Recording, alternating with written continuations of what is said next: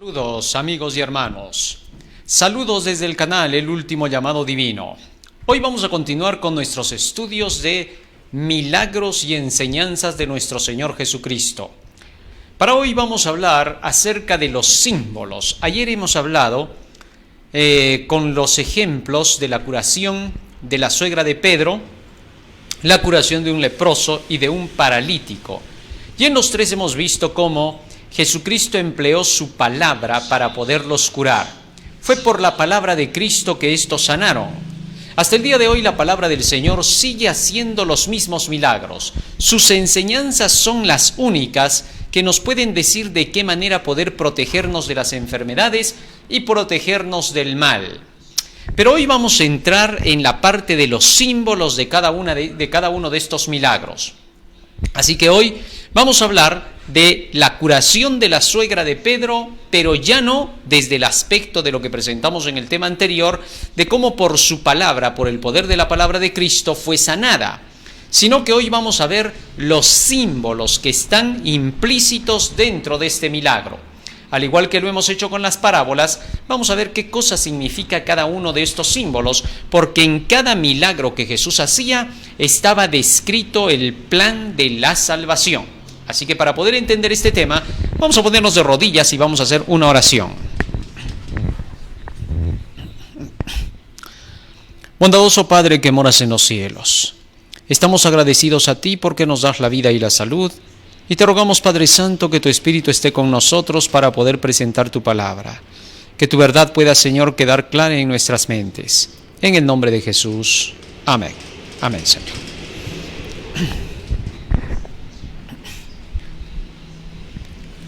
Muy bien, vamos a abrir nuestras Biblias en el libro de San Lucas, en el capítulo 4. Allí es donde está registrado el tema para el día de hoy. San Lucas capítulo 4, versículo 38 y 39. San Lucas capítulo 4, versículo 38 y 39. Dice la Escritura: Entonces Jesús se levantó y salió de la sinagoga y entró en casa de Simón. La suegra de Simón tenía una gran fiebre y le rogaron por ella. Primer punto que vamos a analizar acá. Jesús se levantó y salió de la sinagoga. Ese día Jesús había predicado en la sinagoga y habíamos visto que en esa ocasión Jesús había echado fuera un demonio de una persona que se levantó gritando en plena sinagoga y diciendo: yo sé quién eres, tú eres el Santo de Dios. Entonces Jesús lo silenció porque este demonio lo que quería era llamar la atención hacia la persona de Jesucristo en lugar de llamar la atención a las enseñanzas que traía como el Mesías. Y cuando salió de la sinagoga, de la iglesia, ahora dice fue a la casa de Simón. Esto tiene un significado, más allá de la historia que ya hemos leído, de que fue hasta la casa de Simón Pedro y allí estaba su suegra y Jesús la sanó. También tiene el símbolo de que saliendo de la iglesia necesitamos buscar a las almas que están allá afuera, a los que todavía no son parte del pueblo de Dios, que por causa de la enfermedad del pecado se encuentran fuera de la sinagoga. Acuérdate que la suegra de Pedro estaba fuera de la sinagoga en esta ocasión porque estaba en su cama, estaba enferma, la enfermedad no la dejó venir a la iglesia. Entonces, esa enfermedad tenía una simbología. ¿Por qué era una fiebre? Eso lo vamos a entender. En el libro de Levítico, en el capítulo 26, se nos dice qué significa la fiebre, qué símbolo tiene en la Biblia.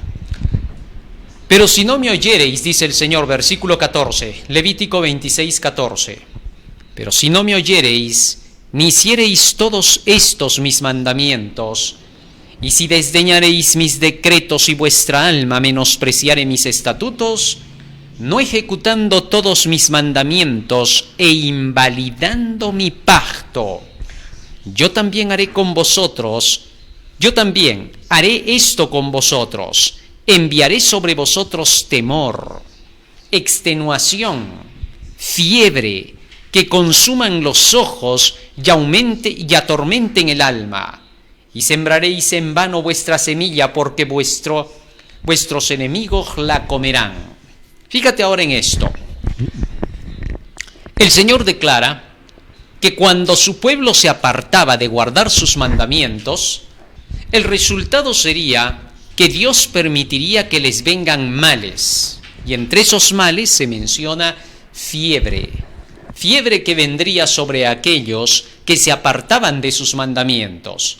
Lo que significa que cuando la suegra de Pedro estaba con fiebre, el símbolo, entiéndase esto, el símbolo era una representación de un hombre que está en pecado, que está en la desobediencia de los mandamientos de Dios. ¿Qué cosa significaría? Porque dice que tenía una fiebre fuerte, alta. Significaría que en este caso es una persona que está totalmente apartada de los caminos de Dios. Está en desobediencia completa a sus preceptos, mandatos, estatutos, y también ha quebrantado su pacto. En la Biblia nosotros conocemos acerca de 2 pactos. Dios hizo 2 pactos a través del tiempo con su pueblo, 2 pactos muy especiales que resaltan sobre todo otro acuerdo que Dios haya hecho. Un primer pacto, llamado así, conocido también como el pacto antiguo, que se llevó a cabo con el pueblo de Israel, solo con Israel. ¿De qué se trataba? La Biblia nos dice en el libro de Deuteronomio, en el capítulo 5 y en el versículo 2, que Dios hizo un pacto en Horeb con el pueblo de Israel. Y este primer pacto, pacto antiguo llamado así, solo lo hizo con la nación de Israel, con los que estaban presentes en esa ocasión. Nos dice así la Escritura: Jehová nuestro Dios, Deuteronomio 5:2, hizo pacto con nosotros en Horeb. No con nuestros padres hizo Jehová este pacto, sino con nosotros, todos los que estamos aquí hoy vivos. Así que entonces, la Biblia dice que Dios había hecho un pacto especialmente con los hijos de Israel, con los que estaban vivos en esa ocasión. No hizo con sus padres. ¿Quiénes son sus padres? Abraham, Isaac y Jacob, ¿correcto? Todos los anteriores, desde Adán hasta Noé y hasta Jacob. Dice, con ellos no fue este pacto, sino ¿con quién? Con los que estamos vivos hoy. De manera que este pacto que Dios realiza en Horeb con el pueblo de Israel solo iba a ser exclusivo para ellos. ¿De qué se trataba este pacto? Nos dice Deuteronomio capítulo 4 versículo 13 lo siguiente en relación con el concepto de lo que es el pacto. Y él os anunció su pacto, el cual os mandó poner por obra los 10 mandamientos y los escribió en 2 tablas de piedra. Así que entonces el pacto eran los 10 mandamientos. Un primer pacto. En este pacto Dios le entregó a Moisés 10 mandamientos escritos en tablas de piedra para que el pueblo de Israel los tuviera que cumplir. Y el pueblo de Israel juramentó ante Dios que cumpliría con todos estos mandamientos sin apartarse ni a derecha ni a izquierda. Dios, por su parte, les había prometido a los israelitas que si ellos guardaban ese pacto, serían su especial tesoro sobre todos los pueblos. Escucha lo que dice allí en el libro de Éxodo capítulo 19. Éxodo capítulo 19, en relación con este pacto que Dios hizo con su pueblo de Israel. Versículo 5. Ahora pues, si diereis oído a mi voz y guardareis mi pacto, vosotros seréis mi especial tesoro sobre todos los pueblos, porque mía es toda la tierra. Y vosotros me seréis un reino de sacerdotes y gente santa. Estas son las palabras que dirás a los hijos de Israel. Fíjate la promesa que Dios hizo. Si ustedes guardan mis mandamientos, van a ser mi especial tesoro sobre todos los pueblos. O sea, para que ellos fueran un especial tesoro, tenían que guardar los mandamientos. Había esa condición. ¿Por qué? Porque esto se iba a dar por una ley de causa y efecto. si ellos cumplían con cada precepto que Dios les daba, si hacían cada estatuto de lo que Dios mandaba, el resultado de hacer eso los iba a diferenciar de todos los pueblos. El comportamiento que iban a tener entonces los israelitas iba a ser un comportamiento de reyes, de príncipes. Su educación sería a esa altura y su comportamiento dejaría notar que eran excelencia frente a los demás. No solamente eso, serán mi tesoro especial sobre todos los pueblos, porque mía es toda la tierra, y me serán gente santa, un real sacerdocio. Entre los paganos se creía que todo lo que era el sacerdocio era la nobleza. Lo mejorcito estaba entre esos sacerdotes, los que dirigían las naciones. Y Dios prometió a todo su pueblo de Israel que todos ellos serían reyes y sacerdotes frente a todas las demás naciones. Su capacidad sería altísima si seguían los mandamientos de Dios, porque en los mandamientos de Dios estaba su educación, en los estatutos. Los 10 mandamientos y los estatutos que Dios estaba dando eran especialmente para que este pueblo se formara con perfección. Cuando el pueblo escuchó esto, le dijo a Moisés, versículo 8, y todo el pueblo respondió a una y dijeron, todo lo que Jehová ha dicho, eso haremos. Y Moisés refirió a Jehová las palabras del pueblo.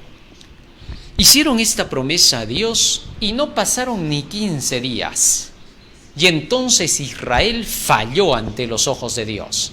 Contrario a cumplir con todas las promesas que había hecho delante del Señor para ser su pueblo escogido, la Biblia nos cuenta que el pueblo se apartó del Señor. Libro de Éxodo capítulo 32. Fíjense lo que dice allí.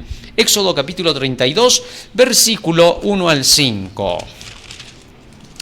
Viendo el pueblo que Moisés tardaba en descender del monte, se acercaron entonces a Aarón y le dijeron, levántate y haznos dioses que vayan delante de nosotros, porque a este Moisés, el varón que nos sacó de la tierra de Egipto, no sabemos qué le haya acontecido. Y Aarón les dijo, aparten los zarcillos de oro que están en las orejas de vuestras mujeres, de vuestros hijos y de vuestras hijas, y traédmelos. Entonces todo el pueblo apartó los zarcillos de oro que tenían en sus orejas y los trajeron a Aarón. Y él los tomó de manos de ellos y les dio forma con buril e hizo de ello un becerro de fundición. Entonces dijeron, Israel, estos son tus dioses que te sacaron de Egipto. Y viendo esto, Aarón edificó un altar delante del becerro y pregonó a Aarón y dijo, mañana será fiesta para Jehová. Así, de esta manera, el pacto que habían hecho con Dios se estaba violando, lo estaban rompiendo. En los 10 mandamientos se decía, no tendrás dioses ajenos delante de mí, no te postrarás a ellos, no los adorarás, no juramentarás el nombre de tu Dios en vano, te acordarás de guardar su santo sábado porque solo Dios es tu creador. Estos mandamientos fueron echados por tierra y dice que construyeron un becerro. Pero la adoración al becerro involucraba mucho más. ¿Qué cosa? Desobediencia a los padres, no hacerles caso, sino irse a la fiesta y a la diversión contrario a lo que los padres decían. Mataban, adulteraban en esos días, hablaban contra su prójimo, robaban, codiciaban la mujer de su prójimo y sus bienes. Durante esa fiesta se violaron los 10 mandamientos completitos. De esa manera el pueblo rompió el pacto con Dios, y cuando Moisés bajó del monte en ese día, rompió los 10 mandamientos delante de todos ellos para mostrar que el pacto había sido roto. Así que entonces este pacto quedó caducado. Solo fue hecho con el pueblo de Israel. Con Abraham, con Isaac, con Jacob, con Noé se había hecho otro pacto. Ese pacto era el que tenían que aprender los hijos de Israel y que lo habían olvidado. Un pacto en el cual Dios había dado la oportunidad de que su pueblo obedeciera sus mandamientos con la ayuda de Dios, pidiéndole a Dios el perdón de sus pecados para poder obedecer estas leyes. Y cada vez que estaban luchando por obedecer, si ellos cometían errores, sabían que tenían un Salvador para que pudiera rescatarlos. Ese era el pacto que se hizo desde Adán hasta Jacob. Pero ahora con Israel solo se hizo un pacto distinto. ¿Por qué razón? Porque Israel había olvidado el anterior pacto estando 400 años bajo el cautiverio egipcio. Entonces ya no practicaban ese pacto en el cual tenían que obedecer los 10 mandamientos, pero con la ayuda de Dios para el perdón de sus pecados y la santificación de sus almas. Los israelitas le prometieron a Dios que obedecerían sus mandamientos y quisieron obedecer con su propia fuerza y no pudieron. Así que entonces, al quebrantar este pacto, Dios renovó otra vez el pacto. Éxodo capítulo 34 nos dice cómo fue la renovación del pacto. A esta renovación del pacto se le conocería como el nuevo pacto, en una forma simbólica, porque el nuevo pacto se cumpliría solo con la muerte de Cristo en la cruz del Calvario. Ahora, en este pacto, en esta renovación, lo que Dios iba a hacer era darles todo el sistema como lo hizo con Noé, como lo hizo con Abraham, Jacob e Isaac. ¿Correcto? Así que entonces, para lograr hacer este nuevo pacto, Dios le dijo lo siguiente a Moisés, versículo 1, Éxodo 34:1. Y Jehová dijo a Moisés: alízate 2 tablas de piedra como las primeras, es decir, labra, y escribe sobre esas tablas las palabras, y escribiré sobre esas tablas las palabras que estaban en las tablas primeras que quebraste. Fíjate lo que ahora Dios le dice a Moisés: hazte 2 tablas de piedra, lábralas en piedra como las primeras que yo te di. Y allí voy a escribir los 10 mandamientos mismos que te di en las primeras tablas. En la renovación del pacto otra vez estaba empleando el mismo pacto, los 10 mandamientos, solamente que a esto se le iban a aumentar algunos detalles, cláusulas que iban a amparar este segundo pacto. ¿Por qué? Porque no tendría sentido que Dios le diga a Moisés: muy bien, han roto el primer pacto porque ustedes no pueden cumplir la ley, ustedes son un pueblo de dura cerviz. Ahora entonces vamos a renovar el pacto y vas a volver a hacer los 10 mandamientos. Moisés le hubiera dicho: pero Señor, discúlpame, has visto que no se puede obedecer esa ley, ¿por qué nos vas a dar otra vez la misma ley? No vamos a poder, vamos a volver a cometer el mismo error.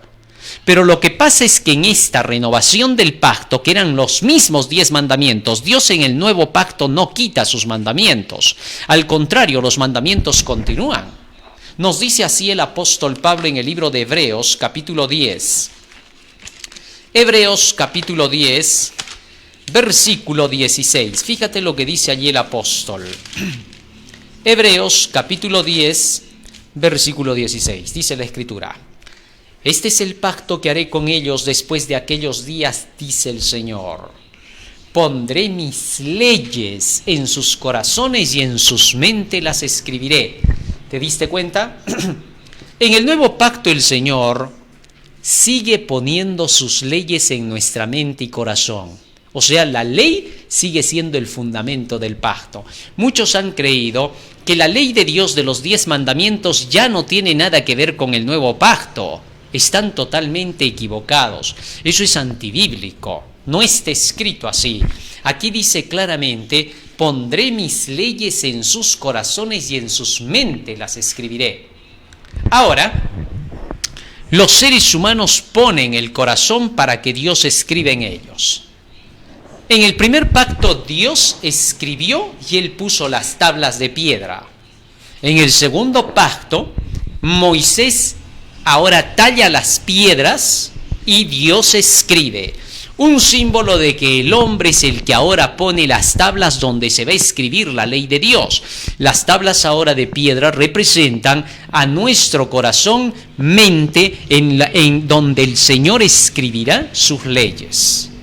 Qué interesante, ¿no? Así que entonces el nuevo pacto no excluye para nada la ley. Al contrario, en Romanos capítulo 3, versículo 31, hablando del nuevo pacto, el apóstol Pablo dice lo siguiente: luego, por la fe, ¿invalidamos la ley? En ninguna manera, sino que confirmamos la ley. Así que entonces, el pacto de la fe, el de la justicia que es por la fe, incluye a los 10 mandamientos. La fe no excluye a la ley, sino que más bien la confirma.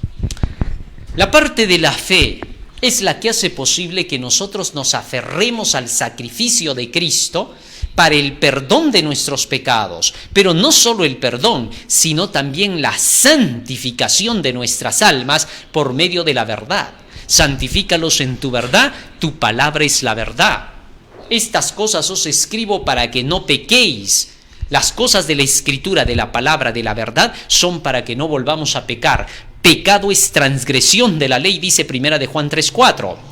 O sea, las palabras del Señor evitarán que volvamos al pecado, nos enseñarán a renunciar al pecado. Tú no renuncias al pecado solo, eso es un imposible, nadie se puede arrepentir solo, es un don de Dios. Por tanto, entonces, a través de la palabra, tú vas aprendiendo a abandonar el pecado, siendo santificado por esta. Así que la parte de la palabra, la santificación que es por la palabra, se llama santificación por la fe. Porque la fe, dice Romanos 10:17, ¿qué cosa es? Romanos 10:17, así que la fe es por el oír y el oír por la palabra de Dios. Somos santificados por la fe, al igual que somos justificados por la fe, también somos santificados por la fe. La palabra justificado por la fe significa perdonado por la fe. La palabra justificar es lo mismo que perdonar. Job capítulo 40, versículo 3 y 8. Así que entonces, cuando nosotros somos perdonados por las promesas de la palabra. Si este libro no dijera que somos perdonados, no seríamos perdonados, porque la palabra de Jesucristo lo dice, por eso creemos en su palabra, y al creer en su palabra que somos perdonados, ¿correcto? A eso se llama fe. La fe es por el oír de la palabra de Dios, y la palabra del Señor dice: tus pecados te son perdonados. Así le dijo al paralítico en el tema anterior que vimos, ¿correcto? Entonces, por la palabra de Cristo somos perdonados, pero por esa misma palabra somos santificados, por la fe. Ambas cosas se hacen por la palabra. Cuando venimos a la palabra y se nos dice, si confiesas tus pecados, Él es fiel y justo para perdonarte, nosotros creemos en eso que dice allí, confesamos nuestros pecados y somos perdonados instantáneamente, no porque lo sintamos, sino porque Dios lo promete así y por eso le creemos. Y cuando venimos a la palabra y nos dice, harás y no harás, no robarás, no matarás, no adulterarás, etc., creemos en cada una de esas palabras, al igual que creemos en el perdón. No esperamos a sentir que podemos obedecer, simplemente obedecemos porque la palabra lo dice. Eso se llama obediencia o santificación por la fe. Así el hombre es santificado por la palabra de Dios. Muy bien, estas dos cosas son la fe. Y el apóstol Pablo dice, ¿por esa fe invalidamos la ley? No, sino que al contrario, gracias a esa fe, a que nosotros obtenemos el perdón y la santificación por medio de la palabra, es que obedecemos la ley. Por eso la fe confirma a la ley. Pablo fue un gran defensor de la ley y enseñó que para obedecer esa ley se necesitaba la fe. Y por eso habló mucho de la fe que hacía posible la obediencia a la ley. Muy bien, regresamos a Éxodo capítulo 34. Y entonces, ¿qué ocurrió cuando se hace la renovación del pacto? Éxodo capítulo 34. Nos dice así la Escritura. Versículo 29, 28 y 29. Éxodo 34, 28 y 29. Y él estuvo allí con Jehová 40 días y 40 noches. No comió pan ni bebió agua, y escribió en tablas las palabras del pacto, los 10 mandamientos. Ahora Moisés fue a recibir otra vez los 10 mandamientos. Solo que Dios no le entregó solo los 10 mandamientos en esta ocasión. Algo más hizo por él. Escucha lo que dice acá. Éxodo capítulo 34, versículos 5 al 9. Y Jehová descendió en la nube y estuvo allí con Moisés, proclamando el nombre de Jehová.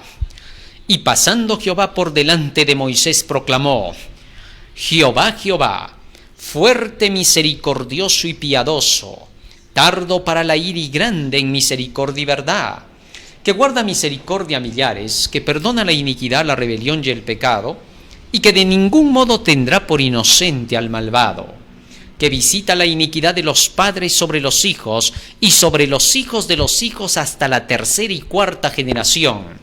Entonces Moisés, apresurándose, bajó la cabeza hacia el suelo y adoró, y dijo: si ahora, Señor, he hallado gracia en tus ojos, vaya ahora el Señor en medio de nosotros, porque este es un pueblo de dura cerviz, y perdona nuestra iniquidad y nuestro pecado, y tómanos por tu herencia.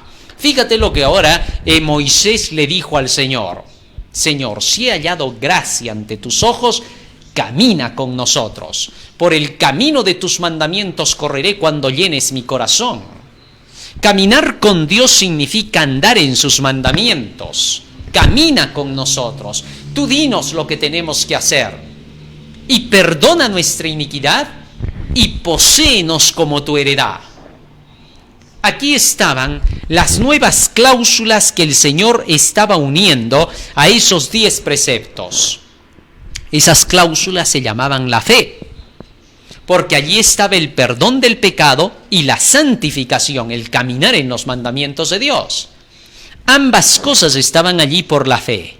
Así que en la renovación del pacto, Dios no solo te da los 10 mandamientos, sino que juntamente con los 10 mandamientos te da la fe, para que puedas obedecer esos mandamientos por medio del perdón del pecado y la santificación de tu alma. Cuando Dios te perdona tus pecados, está quitando tus errores. Y cuando Dios te santifica, te está enseñando a obedecer en la nueva vida. Esas dos cosas están juntas. El perdón y la santificación no te abandonan hasta que se cierre el tiempo de gracia y Jesús diga: el que ha sido justo, que siga siendo justo, y el impío, impío. ¿Correcto? Cuando se acabe el juicio, según lo que declara Apocalipsis 22, 11 y 12. Muy bien. Teniendo eso en cuenta, una vez que Dios le da a Moisés ahora la ley, la une a la ley con la fe, el perdón y la santificación. A eso se le llama el segundo pacto o nuevo pacto. Ese nuevo pacto, que en realidad no era tan nuevo porque ya Adán lo conoció, Noé lo conoció, Abraham lo conoció, por eso se le llama el padre de la fe. Todos ellos conocieron ese pacto y solo se le llama segundo o nuevo pacto porque los israelitas recién lo estaban comprendiendo así. Después, ese pacto ya fue hecho, repito, desde que Adán pecó y fue restaurado por Dios. Muy bien. Ahora, teniendo eso en cuenta, cuando Jesús llega al mundo, Él con su sangre ratifica ese pacto y hace que entre ya en función legal, como para que de allí en adelante se cumplan las promesas de Dios, que por medio de ese pacto, de poner sus mandamientos en nuestra mente y corazón, ahora por la fe, por la sangre de Cristo, se hiciera realidad en nuestras vidas. Todos los del Antiguo Testamento obedecieron los mandamientos de Dios por medio de la fe en un Salvador que vendría en el futuro. Nosotros obedecemos los mandamientos de Dios por un Salvador que ya cumplió en el pasado en la cruz del Calvario la promesa. Así que tanto en el Antiguo Testamento como en el Nuevo Testamento la salvación es la misma, nunca cambió. Para algunos en el Antiguo Testamento la salvación era por obras, mientras que en el Nuevo Testamento la salvación era por la fe. Pero eso no es verdad, porque el mismo Pablo en Hebreos capítulo 11 dice: por la fe Abel, por la fe Noé, por la fe Abraham, por la fe Isaac, por la fe Jacob, por la fe tal David, y se va hasta el final, ¿no?, de todos los del Antiguo Testamento. Y Abraham, padre de la fe. Lo que significa que entonces no es verdad que la salvación era por obras en el Antiguo Testamento y por la fe en el Nuevo Testamento. Mentira, Señor. Nunca fue así. La salvación siempre fue por medio de la fe, para la obediencia de la ley de Dios. Así que la obediencia a la ley siempre fue la base para la salvación. Y hasta el día de hoy, cuando alguien te pregunta ¿qué debo hacer para ser salvo? Obedecer los mandamientos de Dios. A fin de poder hacerlo, pedir el perdón de tus pecados a Cristo y comenzar a vivir una vida de acuerdo con los principios de la palabra de Dios. Así es la salvación, no es otro el camino, un nuevo camino que Dios abrió para nosotros. Pero bien, resulta que el Señor dice, cuando tú te apartas de ese pacto, entonces tú serás visitado con fiebre, con tisis, con enfermedad. O sea que en otras palabras, en el símbolo, la suegra de Pedro que estaba con fiebre es una representación de todos nosotros cuando estamos todavía en el mundo y en pecado y no conocemos el Evangelio de Dios. Y entonces Jesucristo dice que cuando salió de la sinagoga, se le acercaron a él y le dijeron, por favor, acuérdate de la suegra de Pedro. Está enferma, sánala. ¿Eso qué cosa quiere decir? Eso también tiene un significado. Volvamos al texto que estamos analizando. Veamos qué fue lo que estaba ocurriendo acá. Vamos al texto de la curación del milagro. Entonces Jesús se levantó y salió de la sinagoga y entró en casa de Simón. La suegra de Simón tenía una gran fiebre y le rogaron por ella. Fíjate lo que dice ahí, le rogaron por ella. Cuando hay alguna persona que está perdida en el mundo, en este caso era una familia que conocía a Dios, ¿correcto? Pero había una persona que estaba allí enferma y con fiebre y necesitaba de Dios. Esa persona representa algún miembro de alguna familia, alguna casa que todavía no ha recibido la curación, que viene a ser el Evangelio, que es el poder de Dios para salvación, según Romanos capítulo 1, versículo 16. Así que entonces le rogaron a Jesús para que vaya a curar a la suegra de Pedro. Es lo mismo que se hace cuando nos llaman para ir a predicar el Evangelio a alguna casa, a algún hogar, a una persona que todavía no conoce el Evangelio. Y entonces llegamos hasta ella, y Jesús llegó hasta la casa de Pedro. ¿Y qué pasó? Seguimos leyendo. Versículo 39. E inclinándose hacia ella, reprendió a la fiebre. Un siguiente paso, se inclinó hacia ella. ¿Qué cosa significa que se inclinó hacia ella? Se acercó a ella. En el otro texto de San Marcos, capítulo 1, cuando se habla acerca del mismo incidente, si tenemos ahí fíjense lo que dice. San Marcos 1, 29 y 30 dice, al salir de la sinagoga, vinieron a casa de Simón y Andrés con Jacobo y Juan. Y la suegra de Simón estaba acostada con fiebre, y enseguida le hablaron de ella. Versículo 31. Entonces él se acercó y la tomó de la mano y la levantó. Fíjate lo que dice ahora, Jesús se acercó, tuvo que acercarse a la enferma para poder sanarla. No fue que desde la distancia le dijo, levántate. No, se acercó. ¿Qué cosa significa que se acercó? Bueno, esta es una tarea obviamente que un médico entiende bien, ¿no? Acercarse al paciente para poder auscultarlo, tomarle el pulso, tomarlo de la mano, tocar bien la parte del pulso para ver la fiebre. Bueno, eso se conoce muy bien, los médicos lo saben. Entonces Jesús hizo lo mismo, la tomó de la mano, se acercó. Eso para nosotros en simbología, ¿qué cosa significa acercarse a una persona? Fíjate lo que dice en el libro de Hechos. Libro de Hechos, ¿qué cosa significaba acercarse a una persona? Nos cuenta así el relato bíblico. Capítulo 8 de Hechos, versículo 26. Dice, un ángel del Señor habló a Felipe diciendo, levántate y ve hacia el sur, por el camino que desciende de Jerusalén a Gaza, el cual es un desierto. Entonces él se levantó y fue. Y sucedió que un etíope eunuco, funcionario de Candace, reina de los etíopes, el cual estaba sobre todos sus tesoros, y había venido a Jerusalén para adorar. volvía sentado en su carro y leyendo al profeta Isaías. Y ahora escuche esto. Y el Espíritu dijo a Felipe, acércate y júntate a ese carro. Ajá, fíjate ahora lo que estaba pasando. Dice que este tesorero de la reina de Candace, dice que estaba yendo en su carro, pero iba leyendo las escrituras de Isaías. Y entonces el Espíritu Santo le dijo a Felipe, al mensajero de Dios, acércate a ese carro, acércate a ese hombre que está allí. ¿Y qué vas a hacer? Versículo 30. Acudiendo Felipe le oyó que leía al profeta Isaías y le dijo, ¿pero entiendes lo que lees? Y él dijo, ¿cómo podré si alguno no me enseñare? Y rogó a Felipe que subiese y se sentara con él. El pasaje de la Escritura que leí era este: como oveja fue llevado a la muerte, y como cordero no abrió la boca delante de los que lo mataban. En su humillación no se hizo justicia. Mas su generación, ¿quién la contará? Porque fue quitada de la tierra su vida.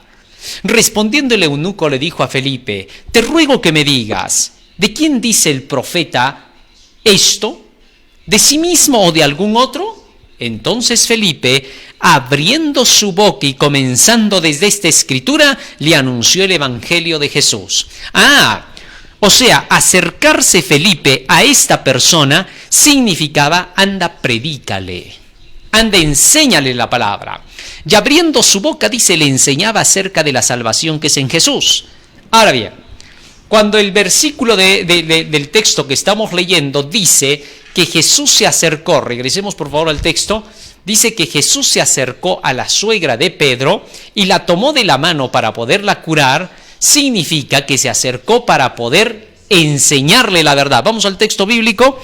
Fíjate que esto significa entonces predicar. Jesús lo que estaba haciendo era predicar a esta mujer. ¿Qué le predicó en ese momento? Lo que ella necesitaba. ¿Qué necesitaba? Que quede sana. Jesús entonces dice, reprendió a la fiebre. Interesante, ¿no? La forma en que, cómo nos explica la palabra. Dice, entonces él se acercó, es decir, a predicarle a una persona que está con fiebre, es decir, apartada de los mandamientos de la ley de Dios. Y la tomó de la mano y la levantó. Una vez que Jesús se acercó y pudo reprender a la fiebre, a la enfermedad, la tomó de la mano y la levantó. O sea, Jesús le estaba con sus enseñanzas levantando de su enfermedad de pecado.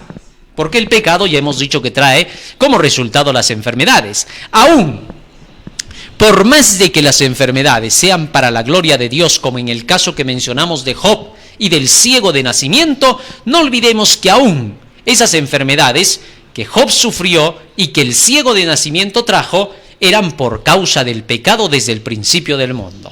No porque ellos hayan pecado, Job o el ciego, porque Jesús fue claro, ni este ni sus padres pecaron, sino para la gloria de Dios es esto. Pero en sí, el que se conozca esos males, todo venía por causa del pecado, porque si el hombre no hubiera pecado, jamás hubieran ido esos males. Job no hubiera sufrido ningún mal, ni tampoco el ciego. Así que la generalidad, entiéndase, la trae el pecado. Ahora bien, entonces Jesús la levantó. Ahora vámonos al texto de San Lucas para que veamos el siguiente símbolo que tenemos que entender. Fíjense lo que dice allí. E inclinándose hacia ella, reprendió a la fiebre y la fiebre la dejó. Interesante. Cuando se tiene que predicar a una persona que está con fiebre espiritual, enferma espiritualmente hablando, porque ha dejado los mandamientos de Dios, la ley, entonces la predicación va a tener que ser en forma de reprensión, mostrándole a la persona la disciplina de Dios. Qué interesante. O sea, tú no le puedes predicar a alguien que está con una fiebre espiritual alta, como esta mujer lo tenía. Una fiebre espiritual alta, ya estamos diciendo que representa a un apartamiento total de las leyes de Dios de forma muy rebelde. Porque Dios les había dicho eso en el libro de Levíticos, ¿no? cuando te apartes de estos mandamientos, te vendrán estos males, como maldición. ¿Ah? Cuando te apartes del pacto. Entonces eso se llama rebelión. Hay personas en el mundo que están rebeldes y que no quieren escuchar el mensaje fácilmente. Cuando escuchan a un predicador que por ahí está explicando la idea, dicen, está escuchando eso, perdiendo mi tiempo, tantas cosas que hay que hacer, además soy joven, tengo que divertirme, o soy un padre de familia y tengo que ganar mucho dinero, o tengo que ver mis empresas. No quieren saber nada, o simplemente dicen, ni siquiera Dios existe, todos venimos de un mono. ¿Dónde está pues la prueba de que Dios existe? La teoría del Big Bang, de ahí venimos nosotros. Tan apartados están de los mandamientos de Dios, de las enseñanzas de su palabra, que ahora hay que llegar a ellos con un mensaje fuerte de reprensión para que salga el mal espíritu. Cuando Jesús dice acá que reprendió a la fiebre, está queriendo decir que este era un mal espíritu, por algo estaba reprendiendo a la fiebre. Tú no vas a reprender pues a algo que es inerte. ¿Cómo vas a reprender a una mesa de vidrio? ¿Cómo vas a reprender a un foco? Se reprende a algo que entiende. Y Jesús dice acá, reprendió a la fiebre. ¿Eso qué significa? Que es un mal espíritu. La enfermedad es que Satanás es el que está detrás. Cuando Job fue enfermado por Satanás, fue él quien estaba detrás, así nos lo dice la Biblia. Satanás le dijo a Dios, a ver, solamente quítale la salud y verás cómo te maldice. Ya, anda, quítale la salud, tócalo, pero cuidado, no vas a tocar su vida, porque ya sabes, te pulverizo. Así que Dios le permitió a Satanás solo hasta cierto nivel que lo tocase con la enfermedad, pero que ni siquiera tocara su vida, porque si no Dios inmediatamente lo pulverizaba a él. ¿Por qué? Satanás pues jamás es más poderoso que Dios, es un imposible, ¿no? Satanás puede tener poder sobre los seres humanos que son pues criaturas indefensas y puede quererse aprovechar porque la gente esté indefensa frente a él, pero tiene su límite. Si traspasa su límite, Dios lo pulveriza inmediatamente, no deja nada de él.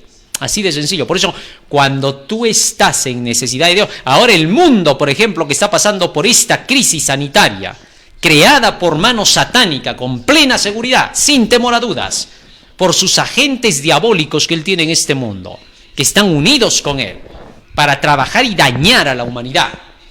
Ahora es momento de que toda la humanidad, empezando por los hijos de Dios, doblen sus rodillas y clamen a Dios para que los poderes diabólicos sean tumbados de una vez abajo y que el mal se termine, que acabe este hechizo satánico, porque esto es un hechizo, no es otra cosa.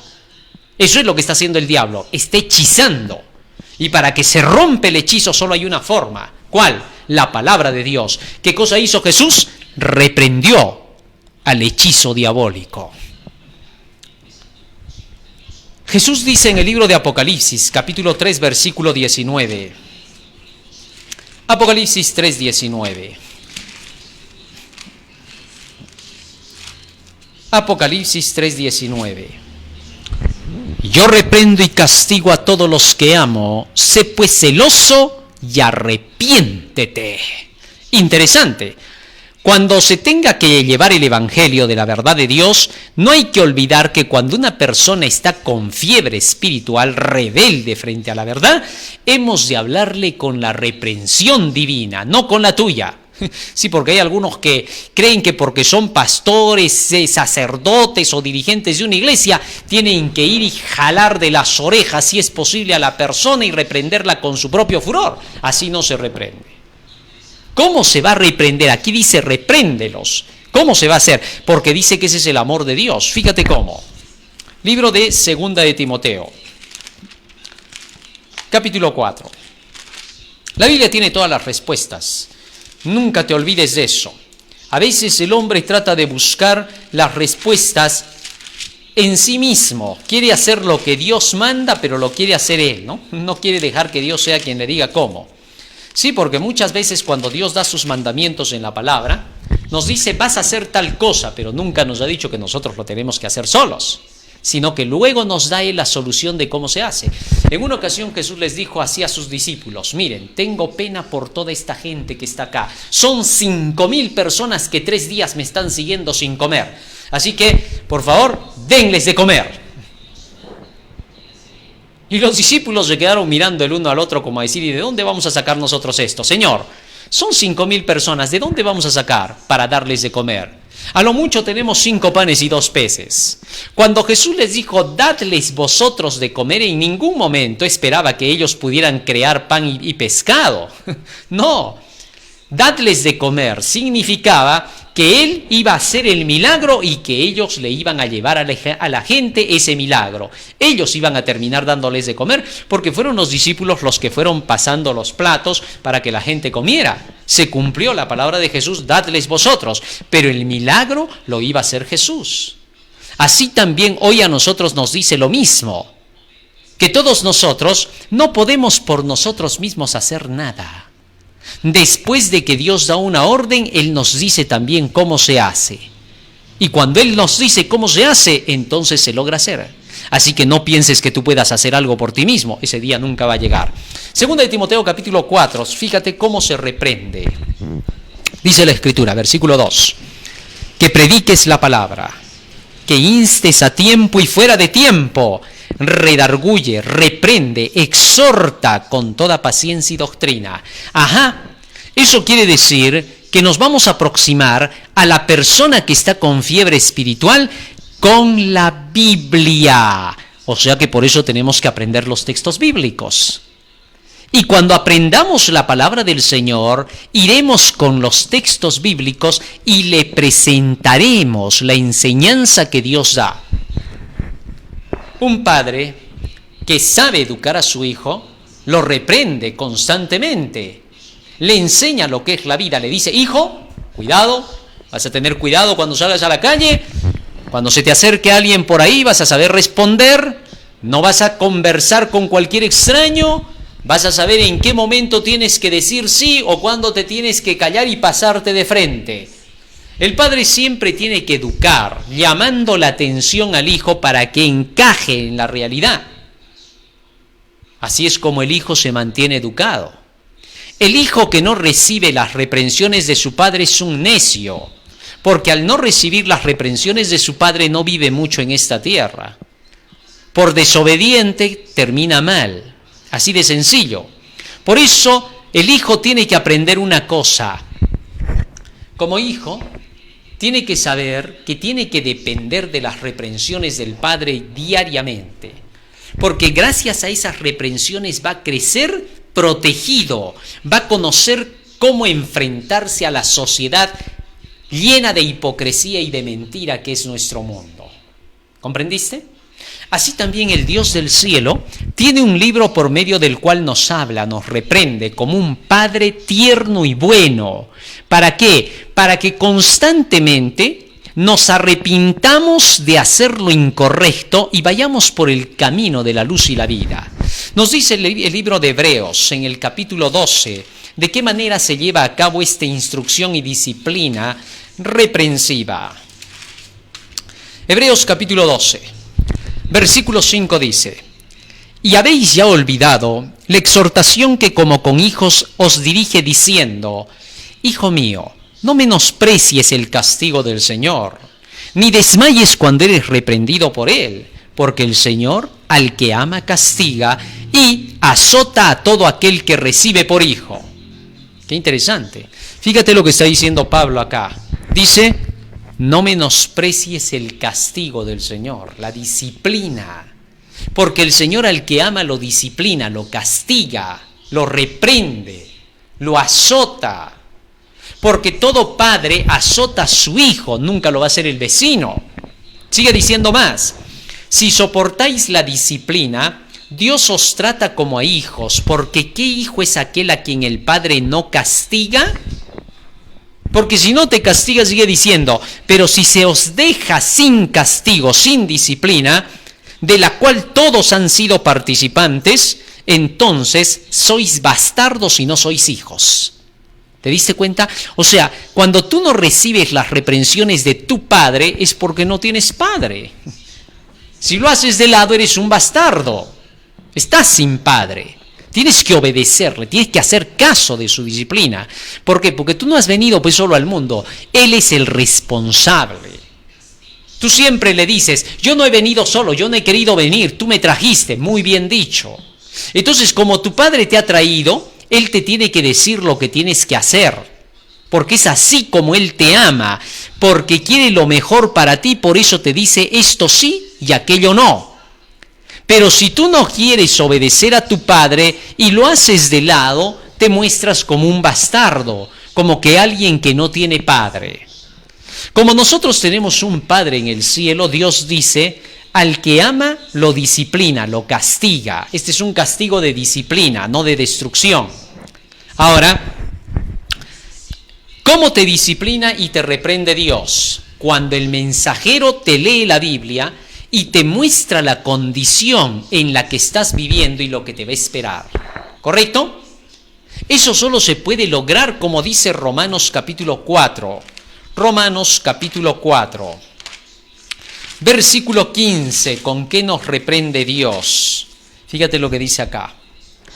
Pues la ley produce la ira de Dios, pero donde no hay ley tampoco hay transgresión. Cuando Dios te presenta su ley, te está reprendiendo. ¿Por qué? Porque quiere mostrarte cuál es el camino correcto y tus errores. ¿Por qué? Porque es necesario que nos muestren nuestros errores todos los días para que no caigamos en el mal. Tú siempre le dices a otra persona, pero ¿por qué no me avisaste? Tú debías de haber avisado que eso estaba mal. Si tú me hubieras dicho, yo no lo hubiera hecho. Así es. Nosotros avisamos a la otra persona para que evite el mal. Dios con su ley nos avisa, nos advierte. ¿Para qué? Para poder evitar el mal. Con castigos corriges al hombre, dice la palabra del Señor. Salmo 94, 12. Con tu ley lo corriges y lo instruyes. Así que entonces Dios nos corrige y nos instruye con su ley, con su verdad, con su palabra. Pero juntamente con la ley también se instruye con las penas, la ira de Dios. Porque dice aquí, la ley produce la ira de Dios. Cada vez que hables de la ley, siempre tienes que hablarla en relación con la profecía. Porque una ley sin penalidad no tiene fuerza. Fíjate, sales por la calle un día y de pronto ves un letrero que dice, prohibido botar basura. Inmediatamente ves el letrero, agarras tu bolsa y botas todo lo que tienes ahí. A nadie le importó el letrero. Pero si llegas y el letrero dice, prohibido botar basura, bajo pena de multa, de encarcelamiento, te estamos filmando, y ves ahí que está el domo, ¿no? Te está filmando ahí. Inmediatamente cuando ves todo eso, amarras tu bolsita y te la vuelves a llevar, porque ya sabes que te están filmando y que te va a caer encima la justicia. ¿Ah? ¿Qué cosa te frenó entonces de hacer el mal? La penalidad. Una ley que no tiene penalidad no tiene fuerza, querido hermano. Así que entonces, para poder reprender al que está en pecado, le hemos de presentar la ley en relación con la profecía. ¿Te diste cuenta? Esto hace posible que la persona que escucha la ley junto con la profecía inmediatamente despierte de su condición pecaminosa. Por eso, antes de que la persona pueda buscar sanidad, primero tiene que entender que tiene síntomas de enfermedad. ¿Te diste cuenta?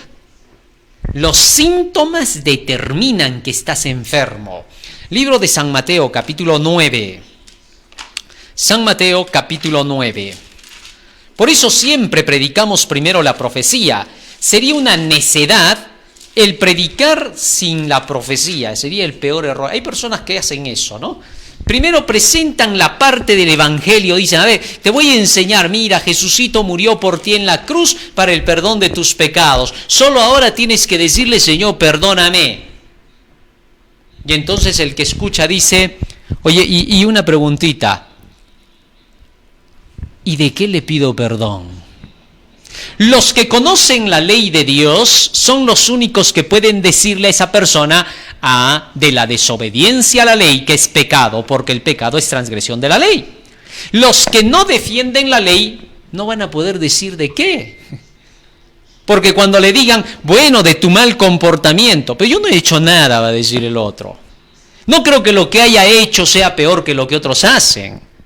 No creo que Diosito no me vaya a llevar al cielo. Mira, yo me crío bien a mis hijos, me acuerdo de mi esposa, de vez en cuando una copita, porque también hay que ser así medido, así que no estoy haciendo nada de malo. ¿Te diste cuenta que él se juzga un santo? Y cuando menos, se juzga mejor que los demás. Pero ante los ojos de Dios, esa persona no está cumpliendo los 10 preceptos y es un pecador a muerte. Así de sencillo, a muerte. La paga del pecado es muerte, dice Romanos 6:23. Y luego en Romanos 3:23 dice, por cuanto todos pecaron. Así que entonces la palabra del Señor es clarísima. Por esa razón, para que no haya una reacción negativa del oyente, la Biblia es clara. San Mateo capítulo 9, versículo 12. Al oír esto Jesús les dijo, los sanos no tienen necesidad de médicos, sino los enfermos. Y pues ya aprended lo que significa misericordia quiero y no sacrificio, porque no he venido a llamar a justos, sino a pecadores, a transgresores de la ley, al arrepentimiento. Y entonces, ¿qué cosa significa? Primero se le presenta la ley a la persona. Cuando se ve en pecado, necesita de un médico, de un salvador. Los asintomáticos no tienen necesidad de médico, sino los sintomáticos, los enfermos. Esos son los enfermos, los que tienen síntomas. Y cuando hay síntomas, entonces el médico dice, estás enfermo de tal cosa. Así diagnostica. Es la única forma de diagnosticar. Porque nunca vas a saber si una persona asintomática puede o no tener una enfermedad. Así que entonces, cuando la suegra de Pedro fue vista con fiebre y Jesús le predicó reprendiendo a la fiebre, inmediatamente la mujer reaccionó y ahora se puso al servicio de Jesucristo y de los apóstoles. El texto dice, y les servía. Y esa es la última parte de lo que leemos este milagro. Cuando se ha reprendido de esa manera, entonces se produce el arrepentimiento. Fíjate lo que dice el texto bíblico. Hebreos capítulo 12, versículo 11. Regresamos a Hebreos capítulo 12, donde estamos hablando de la disciplina, el castigo del Señor. Dice ahora el versículo 11. Versículo 11. Es verdad que ningún castigo al presente parece ser causa de gozo, sino de tristeza, pero después da fruto apacible de justicia a los que en él han sido ejercitados. Fíjate en esto. Cuando tu padre te ha castigado alguna vez y te ha caído un chicotazo, ¿qué le has dicho a tu papá? Papito, gracias, ¿me puedes dar otro? Jamás le vas a decir eso. Al contrario, cuando te cayó, te pones con el ceño fruncido, te agachas y dices, mi papá es malo. Y te vas a un rincón y no quieres hablar nada. Estás o avergonzado o rebelde. Una de dos, ¿no? Si estás avergonzado, en buena hora. Si estás rebelde, hay que caer otro por ahí. Pero bueno, el hecho es, y lo digo entre comillas porque a veces solamente basta con un correazo en toda tu vida, es suficiente. ¿Ah? Porque si también va a ser constante, te vas a curtir hasta que al correazo lo vas a ver como bienvenido. Puedes decir, bueno, ya pues me caerá después de que venga, pero ya la hice. Entonces, para que no te vuelvas rebelde, una vez en la vida va a ser más que suficiente. Así que padres, aprendan. Si vas a estar con el chicote todos los días, entonces vas a criar un animal, no vas a criar un hijo. Razona. A veces el chicote solo será usado una vez en la vida porque el hijo lo entenderá. Acuérdate que hasta en eso hay educación, ¿ah? Hay ciencia. Fíjate cómo. Si tienes que castigar a tu hijo dándole un chicotazo, ¿para qué es? Para que sienta dolor, ¿no es cierto? ¿Eso qué le va a enseñar? Que los golpes de la vida hacen doler. Que cuando la haces mal, entonces duele. Entonces, cuando vas a entrar a la vida, para que no te duela, te evitas hacer lo que es malo. Aprendiste entonces, porque si tu padre no te lo enseña, cuando sales a la vida, te caen los golpes de la vida como tú no te imaginas y maldices tu vida. Y si eres cobarde, te suicidas rápido. Y si eres de los que aguantan, maldices hasta el mismo Dios diciendo, ¿por qué tanto? Así que para que no te pase eso, el Padre lo que hace es mostrarte. Hay lección, chicote, duele, así es la vida. Ah, qué bonito, ¿no? Entonces, cuando el Padre entiende por qué es el chicote, recién lo sabe usar. Si éste no entiende, hay que chicotearlo a él. Entre comillas lo digo, para que lo entendamos. Muy bien, dice el versículo 11 entonces, es verdad que al presente el castigo no es causa de gozo, sino más bien de tristeza, pero al fin da fruto apacible de justicia a los que son ejercitados. Porque al pasar los años y te ha caído un chicote que te libró de hacer algo malo, te acuerdas y dices, no, mi padre tuvo razón esa vez. Si esa vez no me hubiera agarrado con ese chicotazo, hoy ¿qué sería de mí? A los años recién lo reconoces porque ves que tenía razón. Y a veces lo reconoces cuando tú tienes tu propio hijo y te das cuenta que él también hace algo y tú tienes razón para hacerlo. Y entonces te acuerdas y dices, mi padre tenía razón. Recién razonas. Pero ahora dice, el castigo puede producir tristeza. ¿Para qué? Vamos a ver para qué. Segunda de Corintios. Segunda de Corintios, capítulo 7. Fíjate lo que dice allí el apóstol Pablo. ¿Para qué Dios quiere entristecernos? ¿Qué es tan malo que quiere eso? No. Fíjate para qué. Dice así, versículo 9. Ahora me gozo, no porque hayáis sido entristecidos, sino porque fuisteis entristecidos para arrepentimiento, porque habéis sido entristecidos según Dios, para que ninguna pérdida padecieseis por nuestra parte, porque la tristeza que según Dios produce arrepentimiento para salvación, del cual no hay que arrepentirse, porque es buen arrepentimiento, pero la tristeza del mundo produce muerte. Qué interesante. O sea, cuando el Señor nos reprende, y hay muchos a quienes no les gusta en la iglesia, dicen, ¿por qué nos tienen que reprender? Todo el tiempo nos están diciendo pecadores, apóstatas, ¿cuándo van a cambiar? Ya estamos cansados, dicen muchos. Queremos que nos prediquen, Jesús nos ama. Él nos quiere así como estamos, no importa pecadorcitos toda la vida, pero nos ama. ¿Por qué no nos hablan así? Dicen muchos. No quieren ser dirigidos por la reprensión. ¿Quién no sabe que el enfrentamiento constante con la vida te da agallas, te da fuerza? Así también las reprensiones de Dios que nos enseñan lo que es la vida nos ayudan a enfrentar y a salir victoriosos. Por esa razón se predica el Evangelio en forma de reprensión. Se lleva la profecía. Tú tampoco no vas a sacar las reprensiones de ti, ya hemos dicho. Es la palabra la que ya lleva eso. Tú presentas las profecías como están y ya llevan la reprensión divina. Ya llevan el llamado de atención. Y esas reprensiones de Dios están atenuadas con su misericordia. Es algo que tú no puedes generar. ¿Cuántas veces hay predicadores que dicen, yo no predico esa parte porque la gente se asusta, se atemoriza, yo tengo que predicarle más suave? Ese es un hipócrita. ¿Por qué? Porque él está queriendo salvar a su manera. ¿Qué vas a poder? ¿No puedes contigo? ¿Vas a poder con la gente? Por favor. Tú debes dejar que Dios sea el que hable. Las lágrimas de Jesucristo ya están en esas palabras. Sus reprensiones van acompañadas de misericordia, de lágrimas. Tú solo tienes que presentar la verdad tal cual es en Jesús, como está escrita, no de otra manera. Y cuando se hace eso, entonces la gente despierta y al despertar entra en el servicio de Jesús.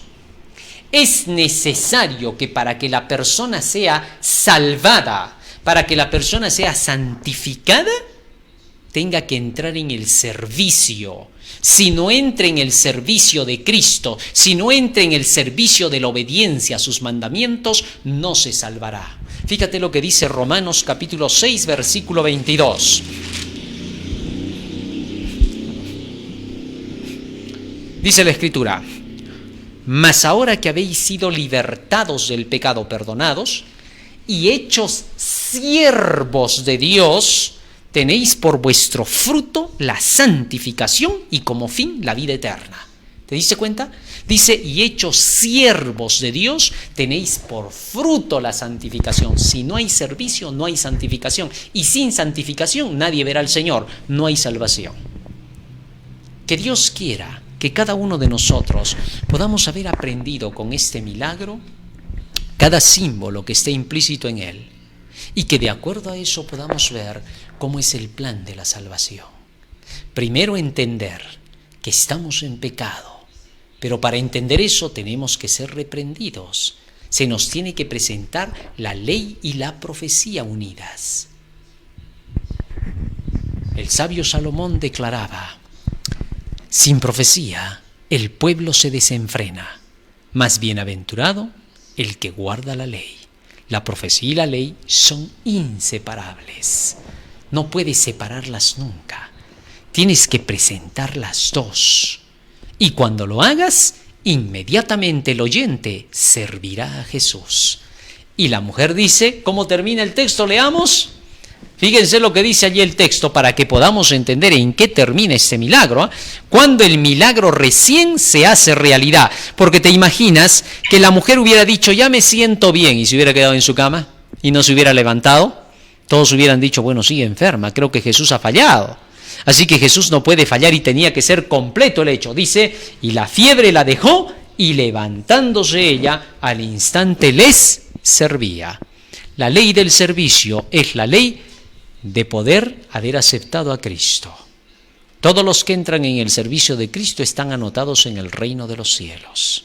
Vamos a pedirle en oración a Jesús que Él nos ayude para poder ser, al igual que esta mujer, servidores de Jesús.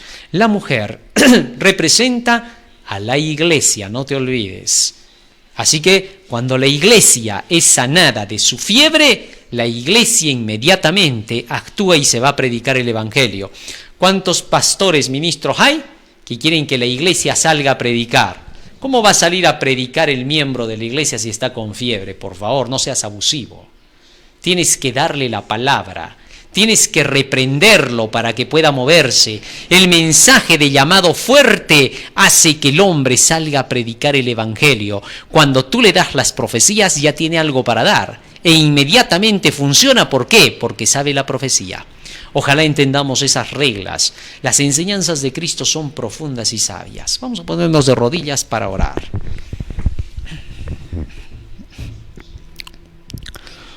Bendito Dios que moras en los cielos. Estamos agradecidos a ti por las palabras benditas que nos has dado. Y te rogamos, Padre Santo, que éstas queden grabadas en nuestra mente y corazón y que puedan ser, Señor, la salvación y la sanidad de nuestras almas y de nuestros cuerpos, para que podamos salir y proclamar tu evangelio con poder al mundo entero en esta hora final de la historia. Bendice a tu pueblo en toda la faz de la tierra y a tus hijos que te sirven y obedecen. En el nombre de Jesús. Amén. Amén, Señor. Amén. Muy bien, querido hermano, hoy hemos aprendido un tema más, un milagro más en la vida de Jesucristo.